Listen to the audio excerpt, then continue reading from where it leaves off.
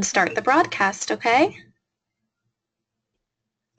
Our webinar for today is titled Interrupting Racism, Race and Equity in Your Program, and we are happy to be joined by our speakers, Alicia Oglesby and Rebecca Atkins. Ladies, you now have the floor.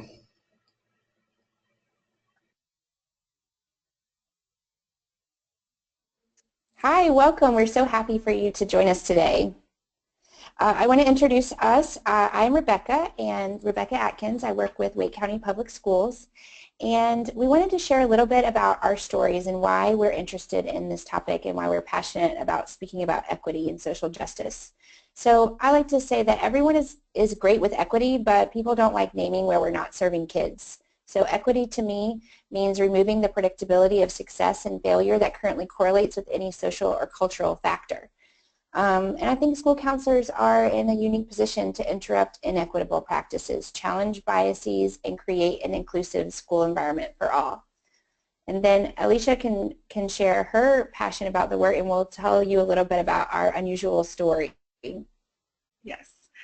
Thanks, Rebecca. So my background is in community mental health as well as school counseling, and so I've worked in public schools. I'm currently at a private independent school, and this topic has touched my life in both professional and personal ways, obviously as a woman of color and belonging to a family that's predominantly people of color.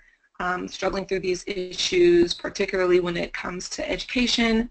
My mother being an educator and many people in my family being educators, and so this is a topic that has always existed in our conversations. And so it was important when taking on a leadership role at a school that I included this in my practice and that I continued these conversations with colleagues such as Rebecca.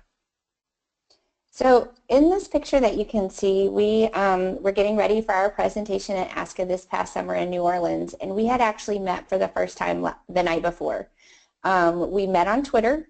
We started talking about, the conversation really began because Alicia was thinking about presenting at ASCA, and I had presented before, so we were kind of talking tips that way. But then we quickly learned that our interests really aligned, and we got excited about doing this topic together. So we planned, we tweeted, we direct messaged, text, talked on the phone, and worked together to create this presentation, but we didn't actually get to meet each other until we met up in New Orleans. So that is an unusual way to find a friend and colleague, but it was really, really fun, and I liked that I got to meet somebody that I had never worked with before that was from an entirely different area, but we became fast friends and really enjoy our work together.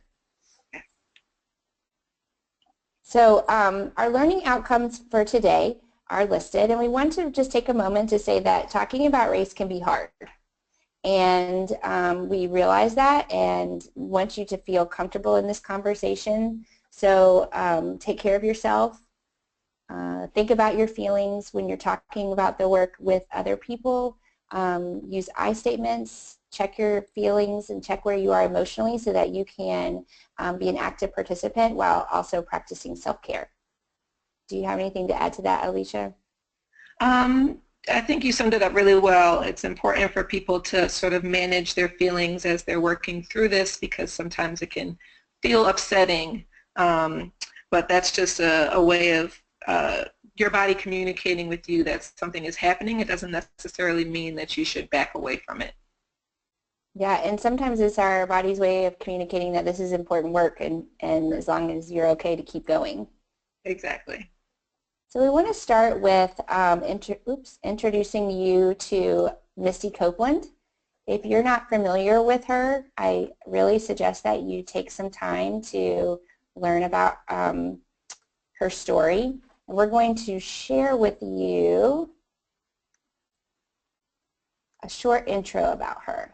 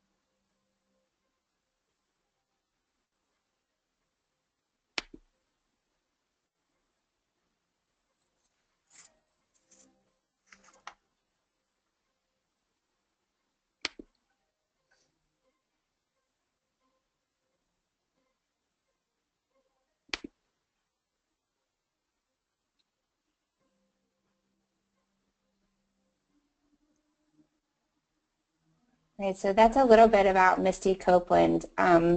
She worked a long time to become a principal ballet dancer with the American Ballet Theater and is actually now a principal dancer. So she has a pretty amazing story about how race and, well, really race became a part of her application to what we would have thought would have been about her talent. And so I think we could learn a lot from her story.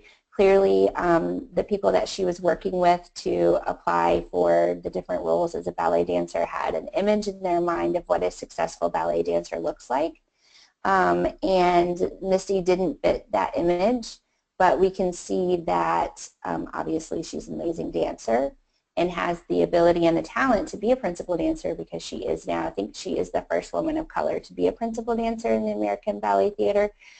So this story really exemplifies the idea that we have norms within any community and that sometimes those norms stand in the way of success for all students. And so just like there was a norm in ballet that you look a certain way to be successful, we can start to think about what are the norms in our schools that affect the way that we accept and treat students. So this is a conversation that we'll need to have with our colleagues within our own building.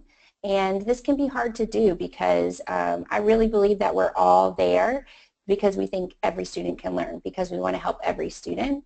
But that's not always what's happening. So how are we going to have this conversation? And when we hosted this presentation at the ASCA conference, we were able to do an activity that is hard to replicate on a webinar. So we wanted to share with you the activity because you can take this back to your building. So in this activity, you pair up with a partner that you don't know very well, and you start with answering a pretty simple question. Where do you live and how did you travel here? Or in your building, what did you have for lunch today? Or any kind of really general open answer. Chat a little bit about that, and then you switch partners. And Rebecca, you go to your next partner and you, sorry, Rebecca, I can't see your screen. If you could make sure that you're sharing your screen with the presentation. I'm sorry. Can you see it now? Yes. Sorry about that. It's okay. Okay, so then you switch partners and you talk about something else that's a little bit more personal maybe, but still definitely in the safe zone. So what school setting you work in and what you like about it. And then finally you switch partners one more time, and then we talk about something that's a little bit harder to talk about, your story of race. So why do we do this? We do this because we want to access the positive affect before we move into a difficult conversation. So as you chat and talk about something easy to talk about, you have a positive feeling, and that brings you into that more difficult conversation with that positive feeling, and you feel a higher level of comfort. This could also be replicated with older students if you wanted to talk about difficult topics like race in a classroom or group setting. Of course, if your building where you work or your students that you work with already distrust each other for whatever reason, this process is going to take much longer than a 20-minute warm-up activity. And so that's something to really keep in mind as you guide your school or your students in discussion about a topic like race. So then, our first polling question for you guys, we want to hear your thoughts and your experience. When was the last time you had a conversation about race? And this could be with anyone, not necessarily a work colleague, but if you can click whichever applies to you and the last time that you've had a clear conversation and an intentional conversation, so we could see your results. All right, we have some results coming in. It looks like about 40% said today, 55% said this past week, and about 11% this past month. Okay.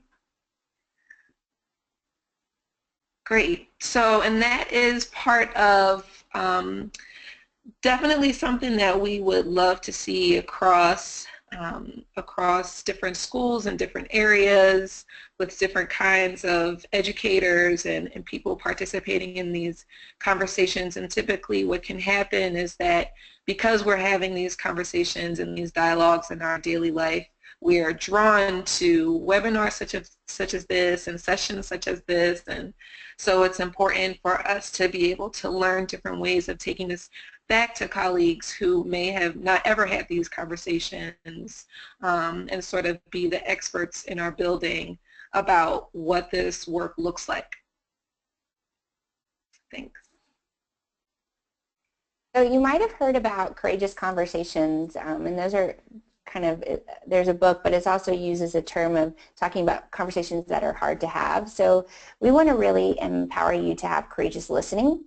And courageous listening allows the person to, the other person in the conversation to share their own experiences in a comfortable place so they can share what their schema is. And as we build relationships and trust, we can support change through practice with other people based on their schema. So I can't tell you, excuse me, I can't tell you how to change and grow based on what I know.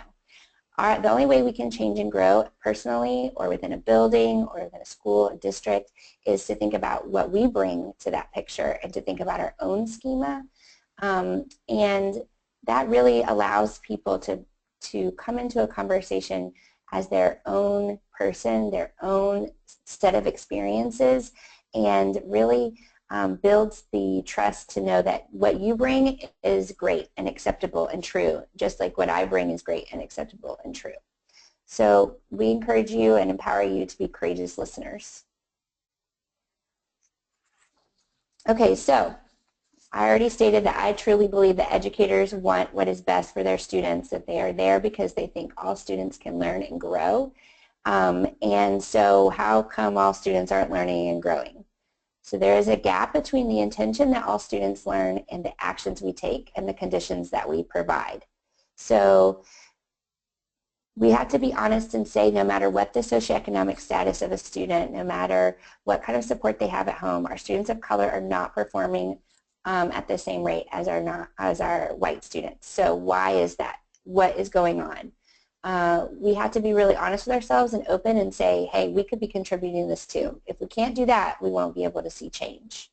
And this takes active work. This is not something we can say, okay, yeah, okay, I get that. Well, we're just going to hope it gets better.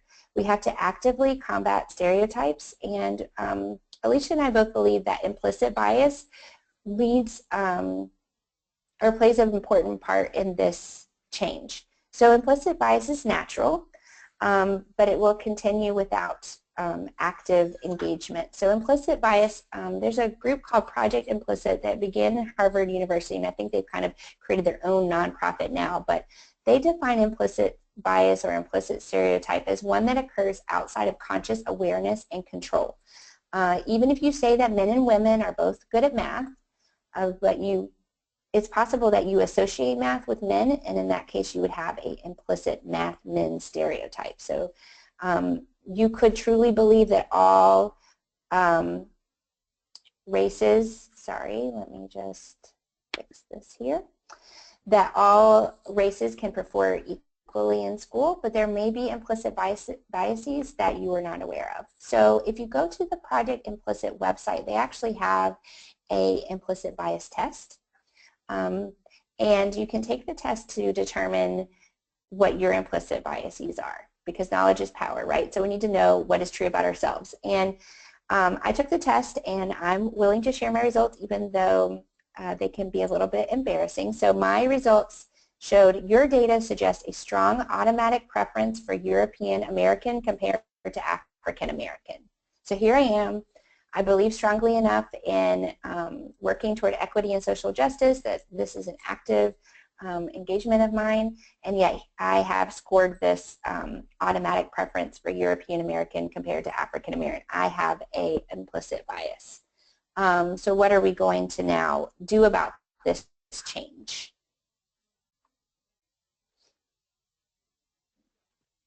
Okay. I think it's still not on the screen. Oh, goodness, I'm sorry, y'all. Okay. There we go. Okay. You see now? Yep, thanks. So, so thinking about our biases and how important it is for school counselors, especially in positions of leadership and influence within our schools and within our districts. It's important to think about how you discuss race and in what ways you discuss race with colleagues. So we have another poll question, and we'd like your thoughts on this now that we know that about 40% of you guys are having these conversations daily. We would like to figure out how you discuss with colleagues about race as it relates to your students. So when you're having those IEP meetings, or when you're having those staff meetings or faculty meetings, when you're discussing students, or you're with the vice principal and you're trying to figure out a plan for students, does race come up? Are you including race? How is that working for you? All right, so we have some responses coming in, and about 70% say yes, and about 30% say no. Okay, great. And so that's important to make sure that it is being included, because too many times we are assuming the best about ourselves and about our colleagues, and that certain things don't need to be discussed because we're all, like Rebecca said, here to work for the children and here to do our best work as counselors and educators. But it is important to bring up, and I hope that by the end of this presentation, most of you guys will have ways to encourage your colleagues to continue to include this in the conversation, and more creative ways of incorporating all of this into your daily practice.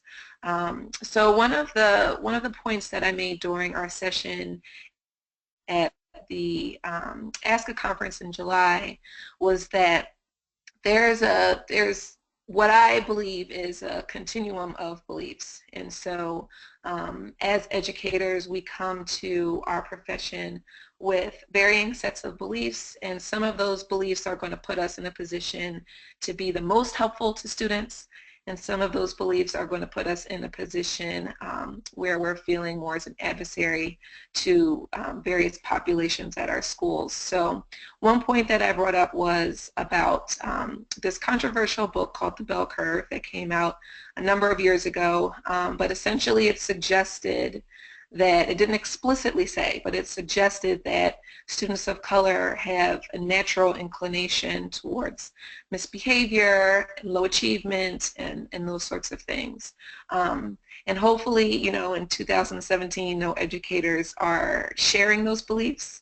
But there still is something, like Rebecca said, amiss about the achievement gap and what is actually the outcome at various schools across the country. And then I brought up the researcher Gloria Ladson-Billings, who is someone that I definitely admire and respect as a researcher and educator. And her philosophy is a lot more in line with mine, as well as Rebecca's, I would venture to say. And that is that the whole child is valuable, and we have to understand all the things in a child's life that affect them positively and negatively before we are able to appropriately educate them. So it's important for us to know our populations, know their struggles, know their family struggles, know the communities that they're coming from, know the strengths of that community. And it's important to include all of this as we're viewing students and viewing our work with students. And so just trying to sort of draw a distinction between the two sets of beliefs, and where do you fall on that continuum in terms of what you believe, what you're aware of that you believe, and hopefully in taking that bias test that you'll learn more truths about some of your beliefs that affect your work. Thanks. So that was great. So if we acknowledge that we are biased, so I have to acknowledge that I am biased, and now I need to think about, okay, what do I do about it? Does that just mean, oh, I'm going to give up? Like, clearly I got nothing I can do. I'm a biased person. You know, I didn't even know I was biased. How can I change it? So we want to share with you this kind of fun video about a backwards bicycle to help think about how biases can change You've heard people say it's just like riding a bike, meaning it's really easy and you can't forget how to do it, right? But I did something. Rebecca, can you make sure the volume is turned up all the way on your computer and on the video, and then restart, please? Before I show you the video of what happened, I need to tell you the back. All right, it's all the way up, so hopefully you'll be able to hear it. Hey, it's me, Destin. Welcome back to Smarter Every Day. You've heard people say it's just like riding a bike. Can you hear it's it? really easy and you can't forget how to do it, right? Yeah. But I did something. I did something that damaged my mind. It happened on the streets of Amsterdam, and I got really scared, honestly. I can't ride a bike like you can anymore. Before I show you the video of what happened, I need to tell you the backstory. Like many 6-year-olds with a MacGyver mullet, I learned how to ride a bike when I was really young. I had learned a life skill, and I was really proud of it. Everything changed, though, when my friend Barney called me 25 years later. Where I work, the welders are geniuses, and they like to play jokes on the engineers. He had a challenge for me. He had built a special bicycle, and he wanted me to try to ride it. He had only changed one thing. When you turn the handlebar to the left, the wheel goes to the right. When you turn it to the right, the wheel goes to the left. I thought this would be easy, so I hopped on the bike ready to demonstrate how quickly I could conquer this. And here he is, ladies and gentlemen, Mr. Destin Sandlin. First attempt riding the bicycle. All right. So the faster I go, the better. Yeah. I couldn't do it. You can see that I'm laughing, but I'm actually really frustrated. In this moment, I had a really deep revelation. My thinking was in a rut. This bike revealed a very deep truth to me. I had the knowledge of how to operate the bike, but I did not have the understanding. Therefore, knowledge is not understanding. Look, I know what you're probably thinking. Destin's probably just an uncoordinated engineer and can't do it. But that's not the case at all. The algorithm that's associated with riding a bike in your brain is just that complicated. Think about it. Downwards force on the pedals, leaning your whole body, pulling and pushing the handlebars, gyroscopic precession in the wheels, every single force is part of this algorithm. And if you change any one part, it affects the entire control system. I do not make definitive statements that often, but I'm telling you right now, you cannot ride this bicycle. You might think you can, but you can't. I know this because I'm often asked to speak at universities and conferences, and I take the bike with me. It's always the same. People think they're going to try some trick or they're just going to power through it. It doesn't work. Your brain cannot handle this. For instance, this guy, I offered him $200 just to ride this bike 10 feet across the stage. Everybody thought he could do it. No, you didn't understand. You didn't understand. So, this way. Okay, all right, wait a second. All right, so, whenever you're ready. Wait. No, you have to keep your feet on.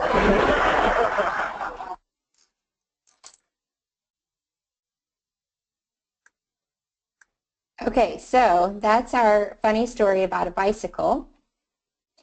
And what do we learn about riding a backwards bicycle? Okay, so we have this implicit knowledge of riding a bicycle because we've had so much practice.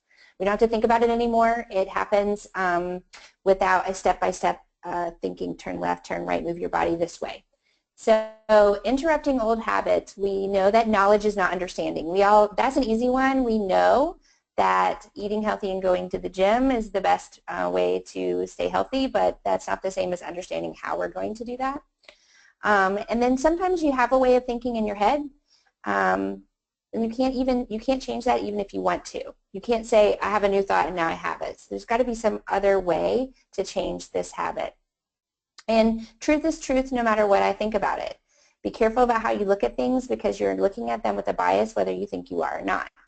So obviously the gentleman in the video learned a new habit and a new way of thinking, but it took practice. And so we're going to talk about how that concept can now transfer to our implicit biases we might have about other people and how we can work to interrupt this habit of bias.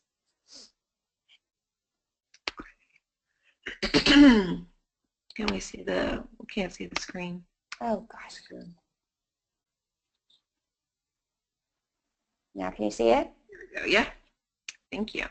So if you guys want to think about some of your own experiences working with students from various races and how some of those situations have played out over the summer during the conference, there were a few stories that were pretty recent in the news. Since then, there are probably twice as many incidents that have happened at schools throughout the country where, you know, race needed to be factored into the situation as it happened and the outcome of what happened as a result. But some of these pictures are examples, if you can't think of any examples from your own experience off the top of your head.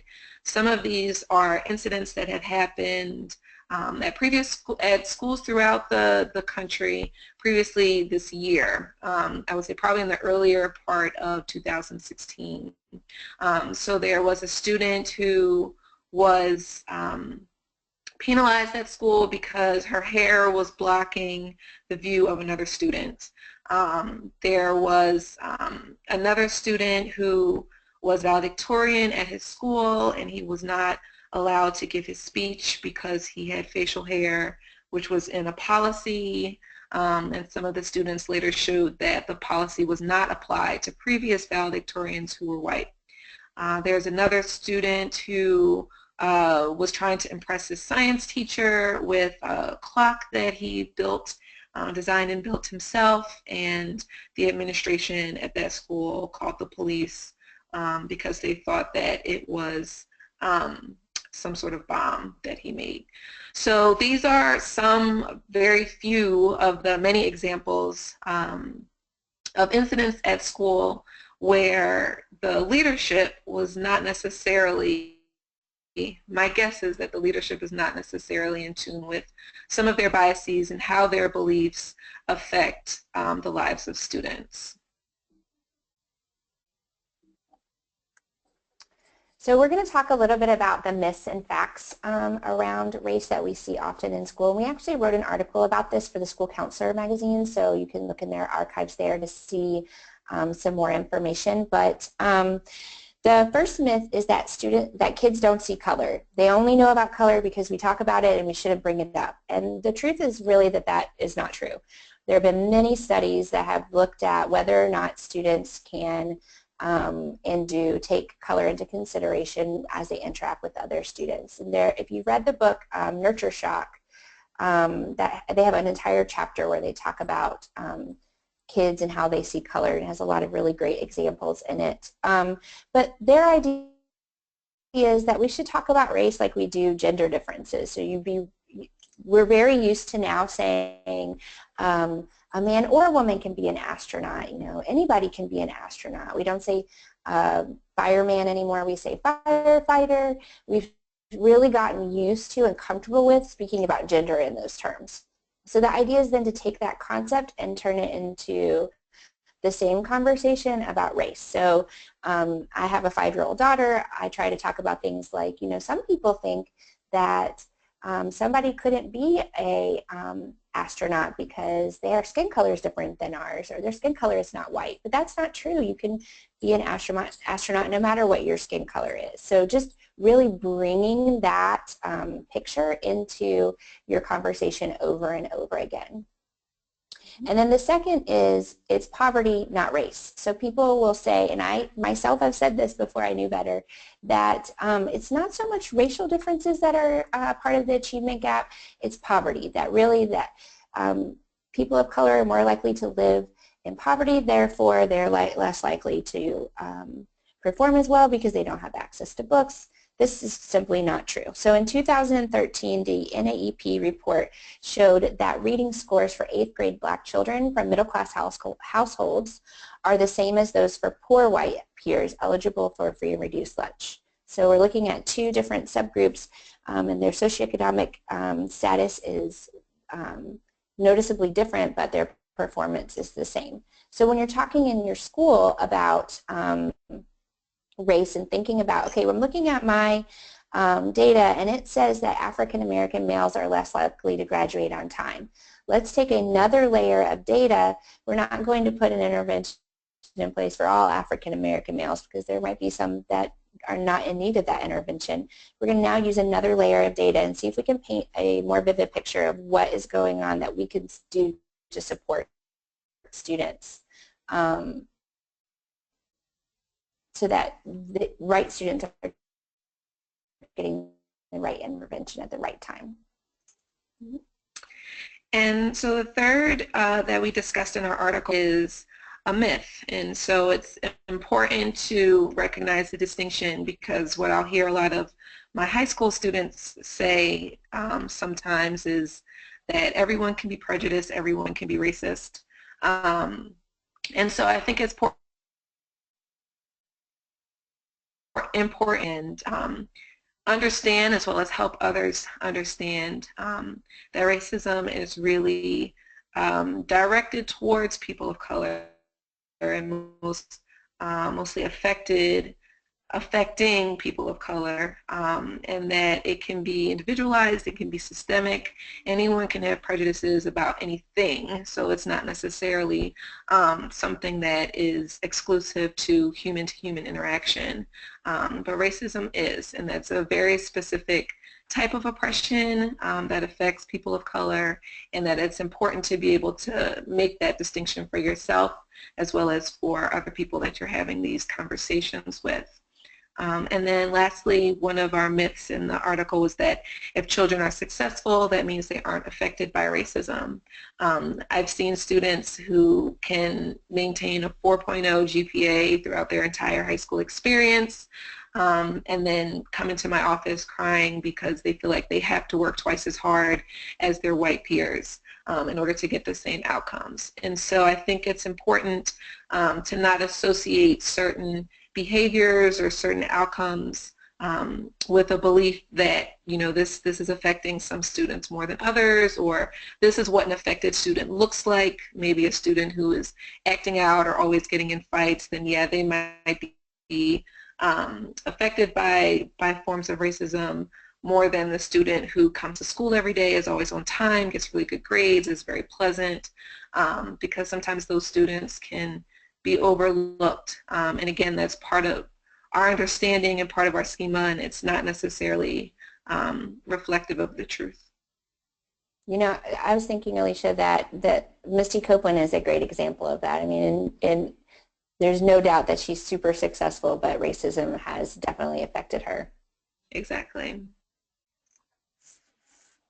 And so then we're thinking about our intentions, right? So Rebecca mentioned before that, you know, sometimes our intentions are not necessarily enough to perform in a way or be the kind of professional that is able to affect these systems in ways that are helpful for our students of color. So we're thinking about interventions on every level, and I like to use Brofenbrenner's example to sort of help school counselors get a picture, get an idea of just how to incorporate all of these themes into our everyday practice and our everyday lives. So one part that is left out of the infographic is the self. So, you know, of course it's going to be important for us as educators to examine ourselves and for us to get a better understanding of where we come from, how we got the ideas about various people that we got, our understanding of difference and how we communicate across difference, and then what we're bringing to our school community. So how that is affecting our interactions with the children that we're working with, our students' experience with all of this, how does that play a role in our relationship, and then further extending that out with families that we're working with other counselors, with teachers in our building, with our administration in our building, and how we can influence some of those policies, some of those classroom relationships.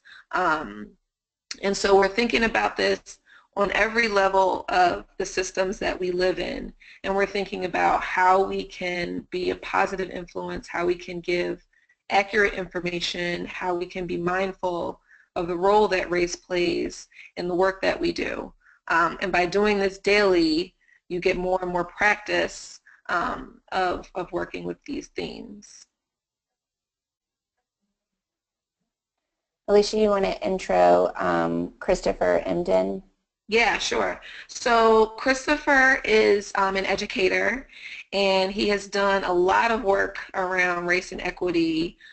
He has a really great TED Talk that helps to highlight working with students of color, working with students in urban communities, really just being able to work with any kind of person that comes into your office. And so we want to show a little bit of some of the work that he's done and some of the issues that he brings to light for other educators. We're going to show just a short segment of this clip, but we really encourage you to go back and watch the whole clip, and the link to that is on our handout. Just giving you a quick verse, a rap verse. So I know that's not traditional in these spaces, but why not? So I sit in the back of the science class, I'm conscious, because everything that my teacher's spitting is nonsense. I want to raise my hand to avoid the conflict, but if I raise my hand, I'm not the one he's going to pick. So I sit there, minding another place, rhyming to myself, different time, different space, displaced, we ain't at the same pace, can't wait for the bell so I can make my escape. And that rap was my interpretation of the experiences of a young man in a classroom in the Bronx who wanted to engage in the classroom, just could not find the opportunity to do so given the stifling structures of the classroom.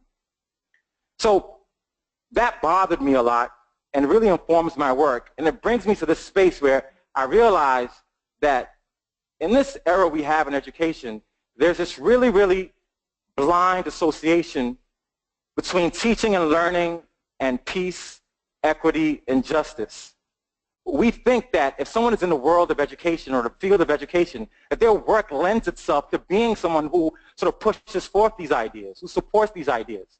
I mean, after all, we've all seen the images of, you know, a white middle-class teacher in an inner-city school, sort of covered down over the students and looking at them in their eyes, and they're looking back and they're reciting their alphabets. That moment, that space just looks like it's moving towards peace, equity, and justice. It makes us happy. And in the world of education, there are a bunch of really transformative and powerful words. I actually just used one, transformative. These words that become littered across the educational landscape. So we say things like transformative, powerful, multicultural, progressive, focusing on equity. We use all these terms to describe the little practices that occur in classrooms every day, because in some way, by using those powerful words, we can sort of let people believe that we are moving towards peace and justice.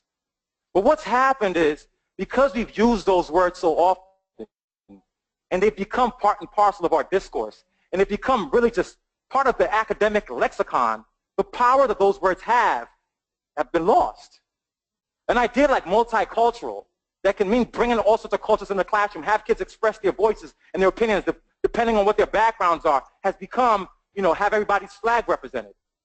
So powerful terms and ideas, because we use them so often, has ruined what they can really do, has ruined the opportunity for them to push us towards peace and justice. And when I talk about peace and justice, I'm also going to trouble things a bit. I'm going to talk about how in classrooms we don't see peace and justice. And the fact that we can't ever get to peace and justice if we present those ideas peacefully. That in order to attain peace and justice, it takes pushing forth an energy that is actually sort of powerful and shaking things up. We can't have peace and justice in education if we use those words when just a few days ago we were talking about Trayvon Martin, who was shot because he was black and wearing a hoodie. And weeks before that, we had an issue of a teacher in a school with slavery math problems in 2012.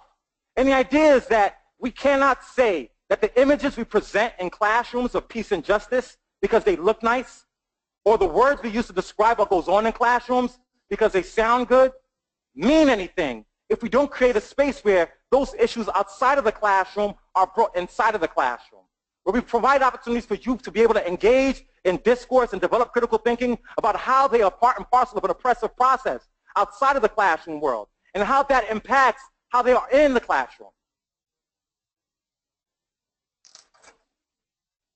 So just adding to that a little bit, I have, and I know I'm in a very unique situation because my school is so small. So I know that for counselors in larger schools that this might be a little bit more difficult to do. But one of the examples that I want to share is partially because of Chris Emden's work, but just also my previous experience in working at a public school. I have meetings almost weekly, at least once a month, with the teachers in my building. And so there are so few of us that we can actually all fit in one room at one time. But during those meetings, we have these kinds of conversations, and I bring these sorts of things to the table. And our teacher at my school is also really great about bringing these things to the table. And I think that it's important when we're having these opportunities to work with teachers specifically, because they have so much time with the students that we are also working with, that these topics are included into the conversation. And so this is something that I'm always asking about in terms of how relevant the material is to the various students and what particular students are seeming disengaged, and if the teachers have any thoughts about how the material is relating to those particular students. It typically plays out in the same way as Chris described, but it's important to constantly be in faculty's ear about these sorts of things. Okay, so our next polling question is, when was the last time you read a race-related article? And my guess is going to be pretty recently, since so many of the attendees are active in doing this work, but let's see. I was excited today because I got my state newsletter from our state association, and there was an article about race and culture and equity in the newsletter. I haven't had a chance to read it yet, but I was excited to see it was there. Good, good. About yeah, it's always nice to know that other folks. Oh, sorry about that. I was just reading the results. About 15% say today, 60 say this past week, and 27 say this past month. Okay, great. And so hopefully you guys are getting information that is challenging you, as well as furthering your thoughts and your beliefs on this work, and helping you to figure out how to navigate this. I think I probably read at least one article a day. And that's just partly because I'm just nerdy in that way, but also because I want to know what other folks are thinking and really bounce my beliefs off of other people's beliefs. And so, yeah, I think when you run across those articles, to check them out. All right, so now we're going to start thinking about your school counseling program in particular. We've kind of laid the basis for what we believe as the why, and now we really want to do the how. So when we're looking at data, first of all, are you collecting data as a school counseling program? And when you look at that data, your school is probably collecting data, even if you haven't been a part of that conversation as much. Are students of color more negatively affected by school policies? Who's in the IB program? Who's in the honors classes? I know that my district spent a lot of time looking at what students were enrolled in which math, and really tightened up how students are referred for the math program, and took a lot of the data to inform which students should be successful, and put those students in their math program, in the math program that met their needs. And it ended up that using data only to put students in 6th grade math, which kind of sets your whole outlook for high school, really resulted in a higher number of minority students being in upper level math, but it also resulted in the number of students who are passing our state test to go up, all students. So it really underlined the importance of, let's take out some of our opportunities for bias and really rely on data. So we talked a little bit about the 2 layers of data, and thinking about, okay, the data says this group of students is not performing as well. Now, what other piece of data can we add to that so that we can make sure that we're doing the right thing? So I know that I have a school that I worked with that had a high number of ESL students, so English language learners, who were not performing well in school. When they took that second layer of data, they saw that many of the students who were enrolled in ESL were tardy. And then they looked at those student schedules and saw that the majority of those students had ESL as their first period. So we have two problems here. One is we have a lot of tardies. We could do something to try to help that. But in the meantime, we could alter their schedule so that they're getting their support class at a different time of the day. So the school kind of took a two-level approach to supporting the students who were enrolled in the ESL class by helping them increase their number of days being to school on time, but also moving their ESL class so they got the help that they needed. So when we are thinking about what do we need to do, there is an ethical decision-making model that we can rely on. And this is from Freeman Williams.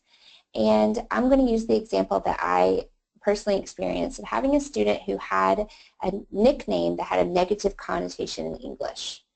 So the student's nickname was TT, which in the South means to go to the bathroom. I know that's not true everywhere. I learned that at the conference. But where I live, that is pretty much what it means. And we had this conversation. This student was a kindergartner. We had this conversation of like, do we tell the parents that the child might be made fun of, even though this is what the child has been called their whole life? So we went through the ethical decision-making model. So we're going to look at their relative power. The family were new immigrants to the United States. I'm sure they felt like they were learning many things about their new country and their new home. And we were concerned that we had a power differential. We didn't want them to feel like we as a school are telling you what you have to call your child. We looked at their level of acculturation and cultural identity. Again, they had just moved to the United States literally within weeks before coming to, before the child came to kindergarten. So their level of acculturation and cultural identity was very much grounded in their home country. We checked with some cultural alert consultation. We talked with our ESL teacher. This family was a native Spanish speaker, came from a Spanish-speaking country. Our ESL teacher also was born in a Spanish-speaking country, so we checked with her. We felt like she might be more knowledgeable. And then we really assessed each step of the way. How do we feel like the involved person's values and contexts were included? So how important is this thing to that person? Well, it was her name, so that's pretty important. And we had to really think about that as we went through these steps. So this is an example of one specific child, but could also be looked at in broader circumstances, like the valedictorian who wasn't allowed to walk because of his beard, or the student whose hair was, quote, blocking other students' view. We could look at this ethical decision-making model in the same way if we feel like we're too embedded in the process to be able to think as critically as we'd like to about the question. All right, so we're going to give you 5 ways to combat stereotypes and racism. The first, like we've talked about, is to keep data and disaggregate for race. We cannot sweep race under the rug. We can't say, oh, we're going to look at all students. It is important to look at race as a disaggregating factor so we can make sure that our biases and our stereotypes, our norms of our educational system are not negatively impacting our students. Right. And number 2 is consistently include issues related to race. Don't be discouraged by people who tell you that you are race baiting. That is not a thing. That doesn't exist. So, you know, sometimes I'll have students tell me, Ms. Oglesby, you're always making it about race. And then, you know, I just make sure that they understand that it needs to be included because it is a reality. It is a reality, and I don't want to cause any kind of additional harm by not examining all the layers of an issue. So it's important that you be, you know, steady in that and not let others sort of persuade you to consider it as being something related to something else. Practice interruption. So I practice in my daily life. Even being a woman of color, there are still things that I get wrong. And so it's important for me to practice with coworkers, practice with family members, practice with my colleagues.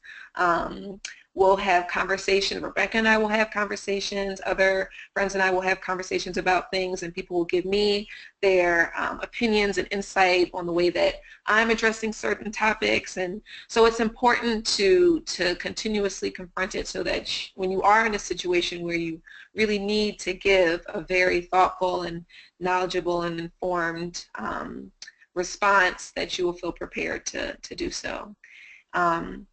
Also, to know your resources, like Rebecca said, going to those people in your building, going to those people in your community who do this work all the time, who might do this work for a living, looking at literature and certain sources of media, being challenged by different pieces of information from different educators who are doing this work, and there are a lot of people out here that are, and so making sure that you're staying in touch with all of those knowledgeable resources. Right, and then lastly, and I have to interject before I move on, is that Alicia left out her most famous quote from our presentation, was that we have to speak even when our voice shakes. Yeah. So that takes practice, and it's easy sometimes to not speak because we don't want to rock the boat too much, but it's important to keep practicing that interruption when you see biases kind of infiltrating their way into a conversation. So lastly is to check yourself. That means that you acknowledge you have biases and that they influence your behavior, and the only way to stop your behavior being dictated by your bias is to kind of interrupt that within yourself and to acknowledge that it's there, and kind of break apart in your mind, like, where is this coming from? You know, if I'm walking down the street in the middle of the night and I see a person walking toward me and I have a bias that they might be dangerous, that's probably a pretty good bias, right? I mean, I don't know who that person is. I can't see anything about them. By myself, it's in the middle of the night. If I'm walking down the street and it's the middle of the day and, you know, I'm in a safe place and I see somebody who has their hood up, maybe they are a person of color, and I have that immediate reaction of, oh, scary, I have to stop and think, wait a minute, is that bias actually helping me? Is this a natural bias of keeping myself safe, or is this my implicit bias and stereotype against this person who has their hood up and who might be of a different race than I am? So, you know, sometimes our biases help us, but it's our job. We are cognitive human beings who can think about our bias and make decisions about them and really hold ourselves to the same standards we want others around us to have. Right.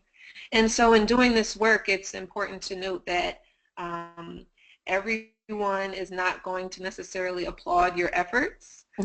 Everyone is not going to see things the way that you do or have the same goals or the same ideas about moving this work forward. And so that's important to recognize that as well. The reactions that you get to these interventions is not always going to be positive.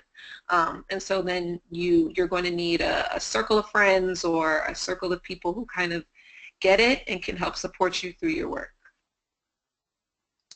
So we've created a handout for you that has a bunch of different kind of next steps, take it home ideas. So if you sit here in our webinar and you think about all these ideas and you think, great, thanks guys, and then you don't think about it again, then really you won't really see a difference, of course. So you have a copy of the PowerPoint, but you also have a handout that has a Pinterest board where we pinned articles that we think are interesting or relate to the work of equity and social justice in school counseling.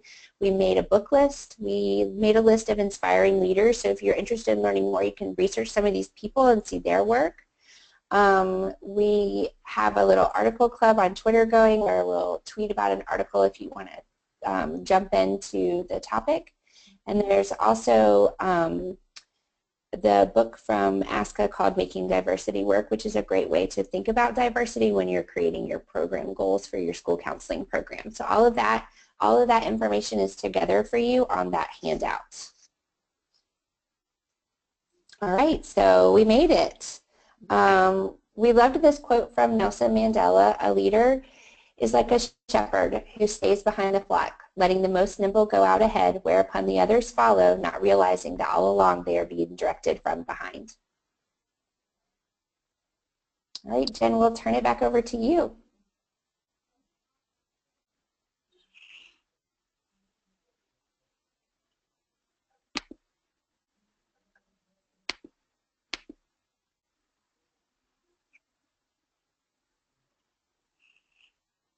Sorry about that. I was muted. Okay, let's take some questions here. And I believe we have a couple of questions coming in. As a reminder, if you have any questions, please submit them through the questions tab of the GoToWebinar panel on the right-hand side of your screen. And we did have an issue with the handout in the beginning of the presentation, or I'm sorry, the PowerPoint, the copy of the PowerPoint that's under the handout tab, and that issue should be resolved. So for those of you who were getting an error message, you should be able to download that at this time. All right. Will we have access to the test that you referenced earlier to see where we stand in terms of racism or unintended bias? So is that in the handout? Yeah, so that test is from Project Implicit, and we have that linked on our Pinterest board, but you can also just Google Project Implicit and it comes right up and it has that test. It's hosted by Harvard on their internet site. Okay, perfect. All right. Which websites do you check out to source race-related articles? Alicia, you're probably the expert here. I'll just say that on the handout there is a Pinterest board that you can link to, and we've linked a bunch of articles and videos that we think are great. And at the bottom we have a link to kind of what we thought would be a great first place to start underneath the Stay Connected section of the handout. But Alicia, you probably would be the expert on kind of where to find great things. I just emailed her yesterday with, I need an article about this. Yeah, I mean, I think, there isn't necessarily just one website. I think certain media outlets that are a little bit more progressive tend to talk about race relations a little bit more. As it applies to education, I really like Teaching for Tolerance, especially for the little ones. So if you're in a K-8 school, they just have like unlimited resources on their page about race and identity and sexuality and lesson plans. Yeah, they have everything. So Teaching for Tolerance is definitely a really solid go-to. I'm sharing, I think you can see the handout right now. Can you see it? Yeah. Mm-hmm. So you can see this list here of all the kind of people we like to check in with, and then the link to the Pinterest board. Even if you're not on Pinterest, you can still access it and click the links of kind of some of our favorite articles to start. Yeah, and if you just follow some pretty liberal news media sites like Slate or The Atlantic or Vox, some of those more independent media outlets will have some pretty good information sometimes. All right, great. And I believe that handout has your contact information, correct? Can you say that again? Yep, I see it there. Does the handout include your contact information? People don't want access to that? Okay. Yeah, that's right. And then another question, what do you do when there is a negative response to this work? How can others support when this work is occurring? So I talked about that a little bit this summer, and I usually, so if I bring up a point, maybe, I think what I see a lot is people say things like, if they might whisper when they say it because they know what they're saying maybe is not the most appropriate, or they use euphemisms like that one bus, which really is like a euphemism for a type of student. And I'll just ask questions like, well, what do you mean, that bus? And typically by kind of asking a question about the part of the sentence that they hushed or used a euphemism for allows you to start a conversation without feeling like you're being aggressive. So, we have to work in the same environment and building with our colleagues. We can't just come in with, guns blazing, ready to make everybody angry and run the other way when we come in the room. So we have to have a certain amount of finesse with that. And so if someone pushes back and feels uncomfortable, then we can use our counseling skills to say, wow, it seems like you're really uncomfortable about that, or you seem upset. Can we talk a little bit more about it and make it really a two-way conversation? So it's not I know everything about equity and social justice, and you, my dear person, need to be schooled on what to do. That it really is a two-way conversation. I think that helps a lot with continuing the work without making enemies. What do you think, Alicia? Yeah, I mean, I think that finesse can definitely be challenging sometimes, but it's so important, like you said, because I have to come to work every day. They have to come to work every day. We're working with the same students, and we have to figure out ways where we can work together, as well as make sure that the students, their needs are met. And so it is a matter of, I think, approaching it in a way to get clarity from the person who might be a little bit more resistant about what exactly their resistance is and what it's about, and making sure that we're trying to understand and we're trying to get a feel for their struggle so that we can help in ways that are going to still be beneficial to the students. So I think, like, even in my work, making sure that a certain amount of time is allotted for me to address these various issues with the student body as a whole, and not always being given the time to do that. And so then it's a conversation with, my head of school and saying, well, this is how I see things. Tell me, how you are allotting this amount of time for the program. Like, what are your thoughts? What's your vision? So that then I know how to move forward with my goals, and just making sure that everyone understands what the goal is, so that we can all try and get to the same place together, even though it might be a little rocky. All right, thank you. Now we do have a couple of questions still. Do you ladies have a couple or more minutes, or do you have a... Yeah. Okay, perfect. Okay, one question is just will they have access or have the links to read more information about the studies that you referenced? Such as the poverty and racism myths? Oh, yeah. Some of those are in our article in the ASCA magazine.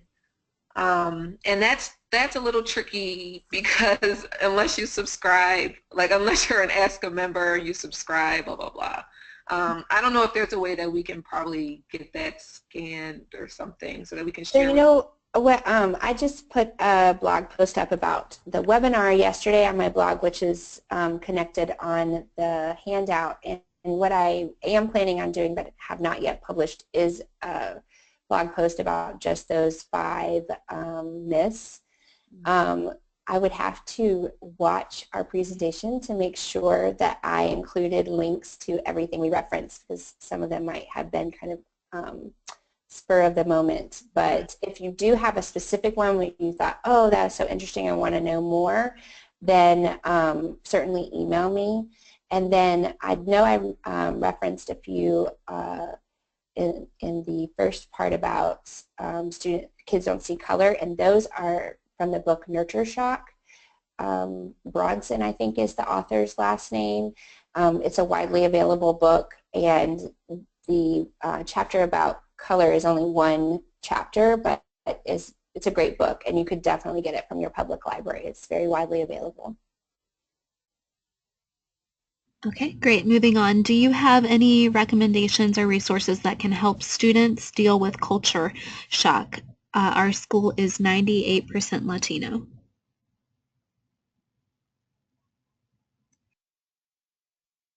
Yeah, so I know that I have conducted groups for Latino students. I speak Spanish passively, so I've actually had groups in Spanish for those students, and used some materials that I found kind of on teaching tolerance, and the Mexican consulate in our community actually has a lot of resources that you can use.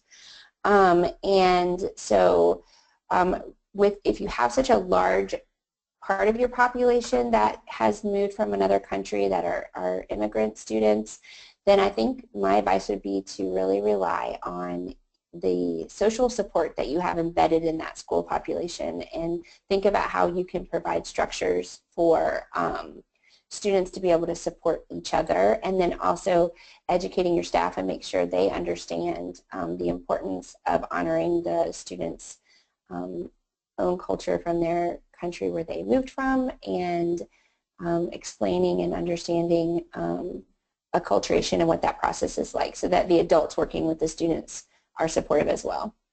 Mm-hmm.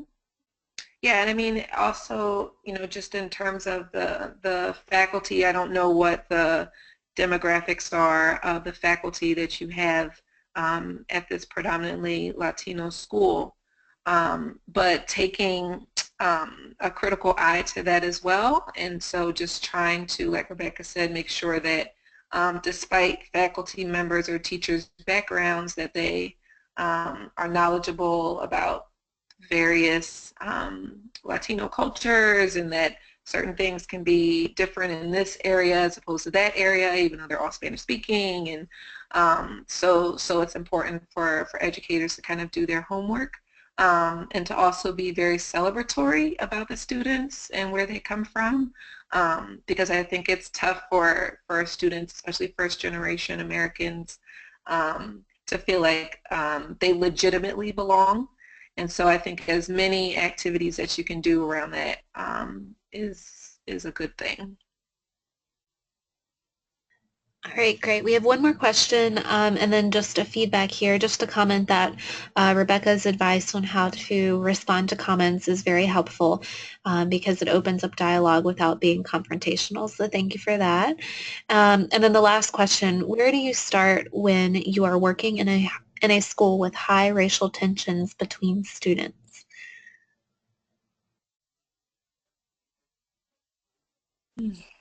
That's a tough one. And I have heard from many counselors around the country that those tensions right now are heightened, and that regardless of our own personal beliefs in politics, that this very difficult dynamic in our political world is certainly seeping into our school world. So I think I have heard from people that it can be very successful to really focus on kindness, acceptance, honoring diversity, so that those are skills that the kids have. Because when we look at behaviors that we don't want in our building, whether it be something very simple to something much more complex about like racial tensions, it comes from a lack of skill. Like, these are kids. They don't know everything. We're adults and we don't know everything. So what can we do to build the skills of our students to accept people that are different from them, and to not only accept but be excited by differences that we have in our community? Yeah, I totally agree. And I think visually I've tried to create that space so that there are posters in my school building that lists all the various identities the school welcomes, all of these kinds of people. We have rainbow flags everywhere. I mean, we try to visually display the level of inclusion at our school. But then exactly like Rebecca said, I think students often don't have the tools they need to sort of navigate these very complex ideas. They're bringing things from home, they're bringing things from community, they're bringing things from TV, they're bringing things from their own life experience. And navigating all of that in ways that can help the school community. I mean, it can be a huge challenge. I think that's why we kind of both laugh at the beginning, not because it's a funny situation, but because it's a challenge. It's a very big challenge. Where do you start?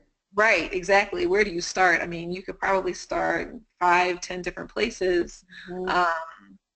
But I think that it's important to get to like Rebecca said, take a step back and kind of think about what kind of school community is this? What is this experience supposed to be for all of us here? And then what steps do I need to take? Who do I need to have on my team to make sure that that happens? What kind of time do I need with students to make sure that happens?